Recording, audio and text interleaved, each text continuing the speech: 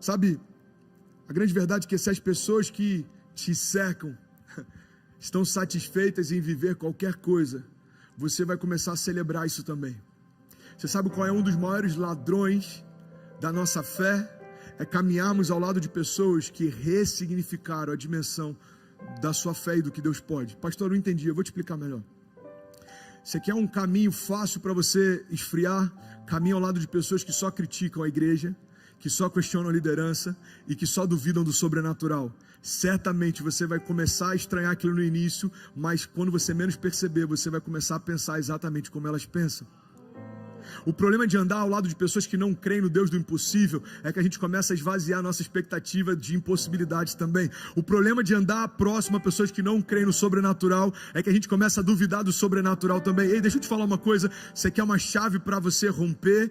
Caminhe ao lado de pessoas mais apaixonadas do que você, caminhe ao lado de pessoas mais incendiadas do que você, caminhe ao lado de pessoas que viveram mais milagres do que você, porque elas vão ressignificar as fronteiras da tua fé. Você não cria que poderia acontecer, mas você está vendo Deus fazer ao lado de quem está perto de você. Isso começa a gerar em você expectativa e a certeza, se Deus fez na vida dele, vai fazer na minha vida também. Cuidado com quem te cerca, cuidado com os conselhos que você ouve, cuidado com as portas que você dá acesso, cuidado com aquilo que você se alimenta. Irmão, você tem inúmeros dias agora em que tempo não é mais problema. Cuidado com o que você faz com muito tempo que tem. É tempo da gente se edificar, é tempo da gente enraizar ainda mais as bases da nossa fé, é tempo da gente buscar naquelas reservas de água que são subterrâneas aquilo que Deus deseja fazer para que a gente cresça em tempos de seca.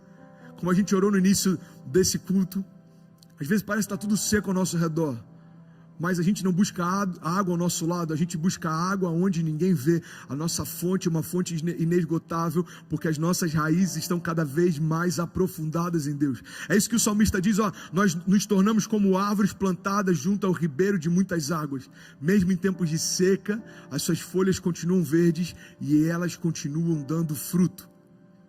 Sabe, você precisa de coragem, é isso que eu vim te lembrar. Você precisa de coragem para enfrentar o que está diante dos teus olhos. Você vai precisar de coragem para não desanimar. Você vai precisar de coragem para não se comparar. Você vai precisar de coragem para ser quem você é. Coragem de ser imperfeito. Coragem de se expor. Coragem de confiar num Deus que não se vê. Coragem de descansar no sobrenatural, mesmo quando todos os seus sentimentos tentam sabotar você.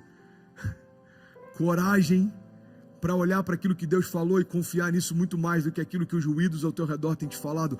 Coragem para cessar toda fonte que não traz vida. Coragem para dizer não àquilo que não diz sim para você. Coragem para até limitar o teu quadro de amizades e o teu ciclo social. Coragem. Não se preocupe em nutrir relacionamentos que não nutrem você. Não se preocupe em nutrir relações que não abençoam você. Pastor, mas eu preciso ajudar meus amigos. Sim, mas você precisa saber se é o momento de ajudar ou ser ajudado. Talvez você ainda está tão raso na sua caminhada de fé que o pouco que você tem não é suficiente para compartilhar. Pô, como assim, pastor? Me explica melhor. Eu vou te explicar. Talvez você ainda não tenha o caráter de Cristo formado ao ponto de sofrer questionamentos e confrontos. Então a gente precisa entender, como Eclesiastes 3 diz, existe um tempo determinado para todo propósito debaixo dos céus. Existe tempo de abraçar e existe tempo de se afastar. Eu lembro que no início da minha caminhada eu entendi que se eu não rompesse com tudo aquilo que eu conhecia, eu não conseguiria conhecer o novo de Deus. Eu precisei ressignificar amizades, contextos, cenários. Eu precisei ressignificar até geografia. Então hoje eu posso voltar aonde eu morava, eu posso circular aonde eu circulava, e isso não afeta mais quem eu sou. Por quê? Porque eu não sou mais quem eu era. Então a gente precisa entender, as palavras que eu tenho ouvido têm trazido paz ou têm me abatido? Irmão, deixa eu te dar um conselho.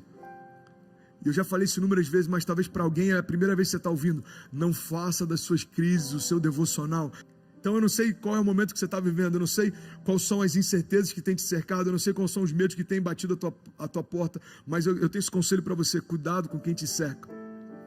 Porque se você se cercar de pessoas que estão acostumadas a viver qualquer coisa, você vai começar a celebrar isso também. Sabe, o problema de ter coisa que deveríamos fazer, mas não fazemos, é que a gente começa a se acostumar com coisas que poderíamos viver, mas não vivemos. Guarda isso, cara. O problema de ter coisas que deveríamos fazer, mas não fazemos, é que a gente começa a se acostumar com coisas que poderíamos viver, mas não vivemos. Eu não sei você, mas eu quero viver mais milagres do que eu já vivi. Eu quero experimentar mais promessas do que as que já se cumpriram. Eu quero ver Deus fazendo mais curas do que eu já vi fazendo até hoje. Se você deseja mais, eu vim te dar uma boa notícia. A fonte que flui de você é uma fonte inesgotável. Existe mais. Você pode declarar isso comigo? Diga: Pai, eu quero mais. Eu quero viver mais milagres. Eu quero ver mais sinais. Eu quero ver mais maravilhas. Eu quero ver mais da manifestação do teu poder. Eu quero mais, Jesus. Em meio a toda a crise e impossibilidade, eu quero mais, Jesus.